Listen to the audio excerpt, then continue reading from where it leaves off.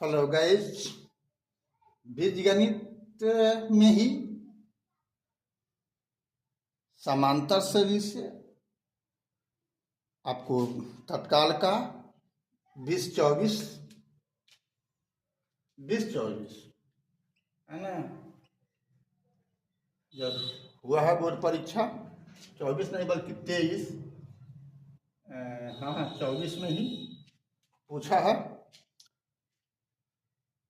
तो ये जरूरी नहीं है कि बोर्ड में पूछे हुए हैं, लेकिन बोर्ड में पूछे हुए हैं तो आपको सुविधा होती है कि हाँ उस टाइप की तैयारी हम अधिक से अधिक सवाल करें। मेन होता है नियम को समझना, सवाल का और अंत नहीं है। जरूरी नहीं है कि 20-24 में पूछ दिया है तो 25 में आपको पूछवे करेगा, 26 में पूछे करेगा। ये तो एग्जामिनर के ऊपर है, कोई भी अंक बदल देगा, लेकिन पैटर्न जो है मोटा मोटी वही रहता है। इसलिए आपको पैटर्न सीखना जरूरी है। ऐसे मैंने याद कर दिया कि 20-24 में आपको ये सवाल पूछे हुए हैं। तो सवाल है किसी एपी का तीसरा पद क्या है और नौवां पद क्रमशः 4 और -8 है, तो इस श्रेणी का कौन सा पद शून्य है। तो एपी का मतलब हो गया कि वहां पर प्रथम पद और पदांतर या सर्वांतर बिना इसका समस्या ही आपका समाधान नहीं होने वाला है। यहाँ पर पता ही नहीं है तो आप मान लो, माना कि एपी का प्रथम पद ए एवं सर्वांतर, सर्वांतर का ही दूसरा नाम है पदांतर, क्या है डी है। तो एक सूत्र होता है एनवा पद। एनवा पद क्या होता है tn बराबर a plus n-1 into D. इसी सूत्र से आपका समाधान हो जाएगा। तो इस सूत्र में अब जो संभव है दिया हुआ वही मान यहाँ पर रख देना है। दो समीकरण तो हमको प्राप्त हो ही रहा है। तो यहाँ tn बराबर होता है a प्लस n-1 डी, तो t3 क्या होगा a प्लस n का मान 3 है, तो 3-1 इंटू डी बराबर क्या हो गया a प्लस 2d। और प्रश्न में दिया हुआ है कितना 4। तीसरा पद क्या है 4 है, प्रश्न में दिया हुआ है। इसका मतलब तीसरा पद के मतलब a प्लस 2d। तीसरा पद के मतलब क्या हुआ a प्लस 2d बराबर 4।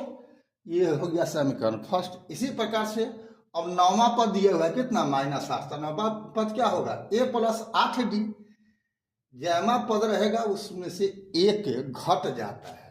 अब देख लो a प्लस 9-1d, तो यहाँ पर अगर नौवां पद है तो n का मान 9 देंगे, तो क्या हो गया a प्लस 8d बराबर कितना -8। दो समीकरण प्राप्त हो गया। अब एक में से या तो 2 घटाओ या 2 में से 1 घटाओ। यहाँ पर ये तो कट ही जाएगा, इस तरह से हमको डी कटाने की जरूरत नहीं है, ये ही हम कटा लेंगे, तो गुना भाग करना नहीं पड़ेगा, सीधे का लेंगे समीकरण 2 घटाओ समीकरण 1 से। तो 2 को पहले लिख दिए और तब 1 को लिखे, घटाना है तो क्या हो गया यहाँ प्लस था तो माइनस हो गया, यहाँ प्लस था तो माइनस हो गया, यहाँ भी प्लस था तो माइनस हो गया। तो एक कट गया, 8d में से 2d घटेगा तो क्या होगा 6d, -8 और -4 कितना हो गया -12। तो अब डी बराबर क्या हो जाएगा -12/6 यानी -2 होता है।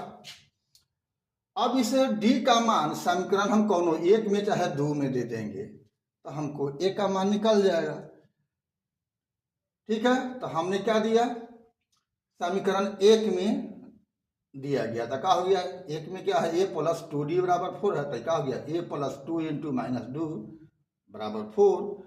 स्पष्ट डी बराबर गुना कर देंगे 2 और -2 को, तो क्या हो जाएगा -4 बराबर 4। स्पष्ट डी बराबर 4 + 4 बराबर 8 हो गया। तो हमको a और d दोनों मान प्राप्त हो चुका हुआ है। यहां से हमको d मिल गया और हमको यहां से a प्राप्त हो गया, यहां से हमको a प्राप्त हो गया। ठीक है, ये दोनों मान आ गया। तो अब तीसरा इसमें कह रहा है कि इस श्रेणी का कौन सा पद शून्य होगा। इस श्रेणी का कौन सा पद यानी कौन सा एनवा पद, तो एनवा पद का सूत्र यही होता ही है।